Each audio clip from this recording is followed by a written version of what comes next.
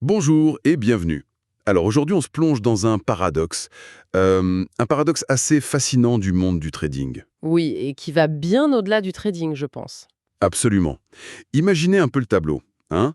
Deux personnes, elles ont les mêmes infos, la même stratégie, la même méthode. Vraiment tout pareil. Tout pareil. Et pourtant, quelques mois après, il y en a une qui gagne de l'argent de façon régulière et l'autre a tout perdu. Le crash total. Exactement. Alors la question c'est, comment c'est possible? Si la stratégie est la même, qu'est-ce qui explique un écart pareil? On va voir que la clé, elle n'est pas dans une formule magique, mais vraiment au cœur de notre psychologie. C'est tout l'enjeu du document qu'on analyse aujourd'hui.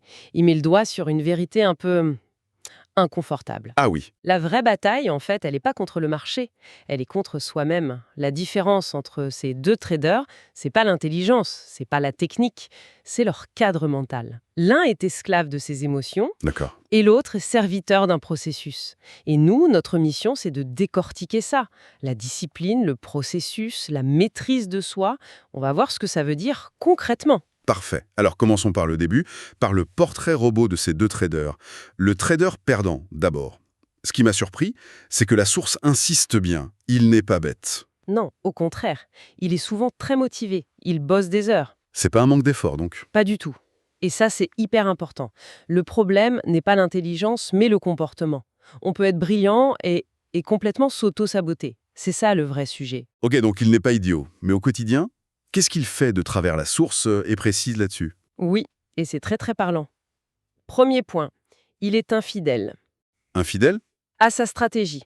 Il l'adopte, il est plein d'enthousiasme, et puis dès qu'il a 2 ou 3 pertes, le doute arrive. Il se dit «Ah, ça marche pas». Et hop, il saute sur une autre méthode vue sur Internet en pensant que cette fois c'est la bonne. La quête du Saint Graal, en somme. C'est ça. Deuxièmement, il est impulsif. Il agit sans plan. Il voit le marché qui bouge, il a peur de rater le train. Le fameux FOMO, Fear of Missing Out. La peur de rater, oui. Et il se jette dedans sans même vérifier si les conditions de sa propre stratégie sont réunies. Et le pire, enfin le plus destructeur, Le revenge trading. le revenge trading, après une perte, il veut se refaire tout de suite. Alors il augmente les risques, non pas par analyse, mais juste par colère. C'est comme jeter de l'huile sur le feu. Ce que je retiens, c'est une absence totale de cadre. Il navigue à vue au gré de ses émotions. Et en face de lui, on a le trader rentable. Alors lui, c'est un génie? Un devin. Pas du tout. Et c'est ça qui est génial. Le document le décrit comme un exécutant discipliné. Un exécutant. Oui, sa superpuissance, c'est pas d'avoir raison tout le temps, c'est de savoir gérer le fait d'avoir tort. Il a accepté, vraiment intégré, que perdre, ça fait partie du jeu. Une perte, c'est pas un échec personnel, c'est une dépense comme le loyer d'une boutique. C'est un changement de perspective qui est énorme. Mais concrètement, comment on arrive à ne pas prendre une perte d'argent comme une attaque personnelle? Écrite, testée.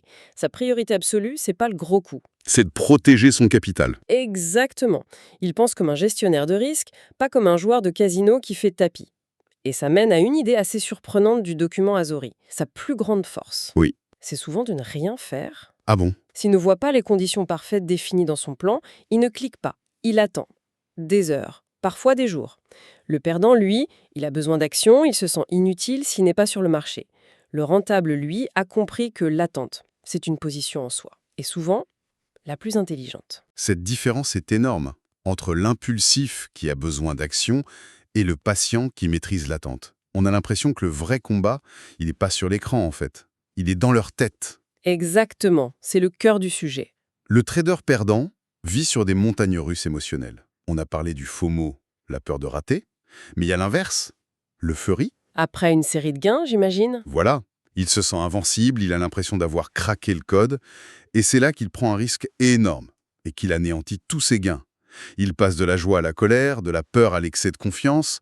Ses décisions sont juste le reflet de son humeur. Son capital est à la merci de son état d'âme, en gros. S'il gagne, il est trop confiant. S'il perd, il est soit terrifié, soit revanchard. C'est impossible de bâtir quoi que ce soit là-dessus. Et c'est pour ça que l'autre s'accroche à son processus. Et attention, c'est pas un concept flou, hein. La source est très claire. C'est un document écrit. Des règles concrètes, non négociables, son algorithme personnel. C'est ça, ça définit tout. Quand entrer, où placer son stop pour couper la perte, où prendre ses profits. Et surtout, combien risquer? Ça peut même aller jusqu'à des règles du genre « après 3 pertes de suite, j'éteins l'ordinateur pour la journée ». C'est un garde-fou contre lui-même. Attends, si je suis bien, la source dit qu'un trader peut perdre, disons, 500 euros. Mais si c'était en suivant son plan à la lettre, il doit considérer ça comme une bonne journée. C'est ça l'idée. C'est exactement ça. Et c'est l'idée la plus importante et la plus difficile à accepter. La phrase exacte, c'est « un bon trade peut être perdant et un mauvais trade peut être gagnant ». Explique-nous ça. Un bon trade, c'est une opération où on a respecté 100% de ses règles. Même si on perd de l'argent, on a bien travaillé, on a suivi le processus. À l'inverse, un mauvais trade, une décision impulsive, peut par chance rapporter de l'argent. Ah, et ça, c'est un piège. C'est le pire des pièges. Le perdant se dit « j'ai bien fait sur mon intuition ».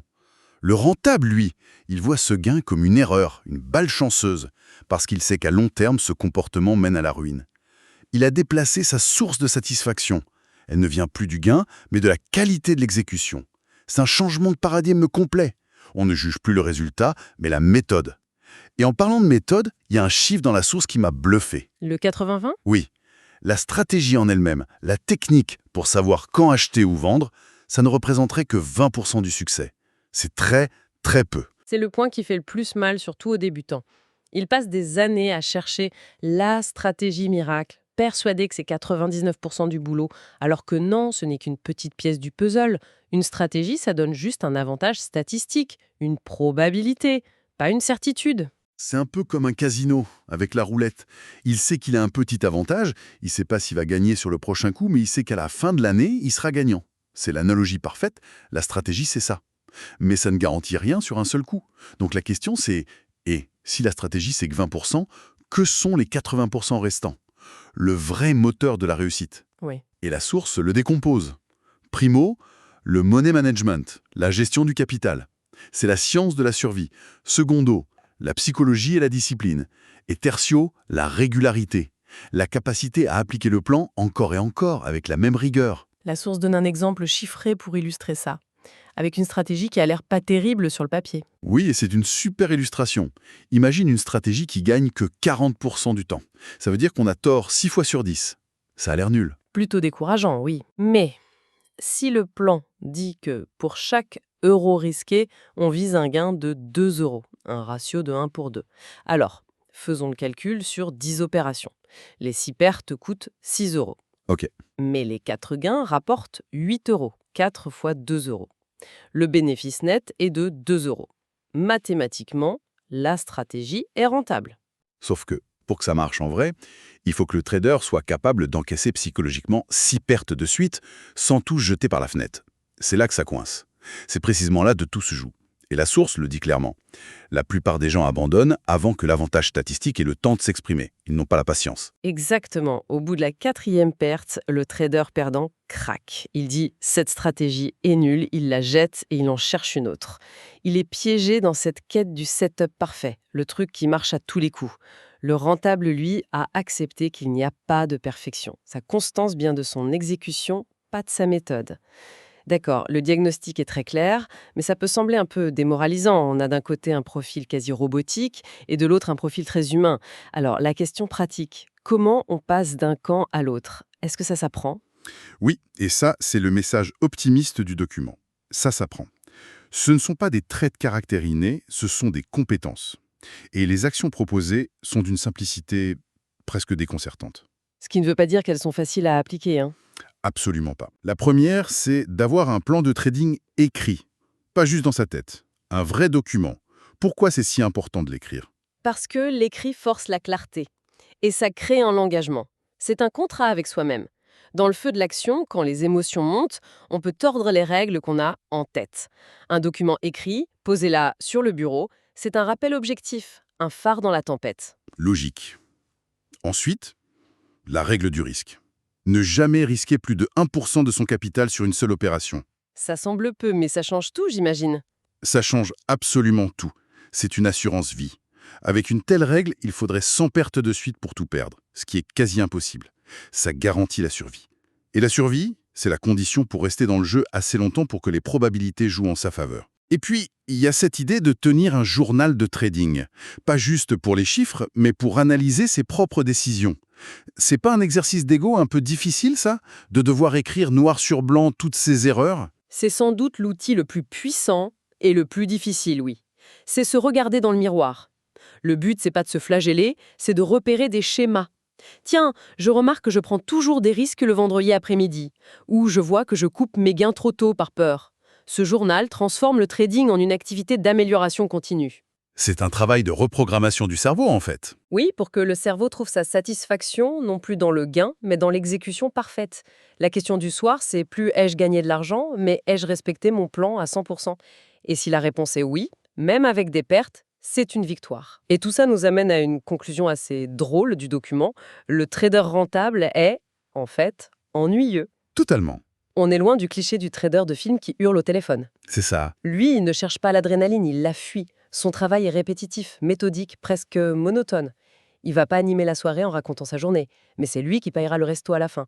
Son but n'est pas d'avoir une belle histoire, c'est d'avoir un bilan positif. Il exécute, il répète, il survit. Et la pensée finale, c'est que cette capacité, elle s'acquiert. C'est un muscle qui se travaille. Donc si on résume l'idée centrale, le succès dans ce genre d'activité, ce n'est pas trouver la solution magique, c'est construire un cadre rigoureux et avoir la force mentale de s'y tenir, surtout quand c'est difficile. L'adversaire à maîtriser, au fond, c'est pas le marché, c'est notre propre reflet dans l'écran. C'est la conclusion parfaite. Et j'aimerais laisser une question pour la route. Si la stratégie, la connaissance technique, ne pèse que pour 20% dans la réussite, dans quels autres domaines de nos vies on fait la même erreur?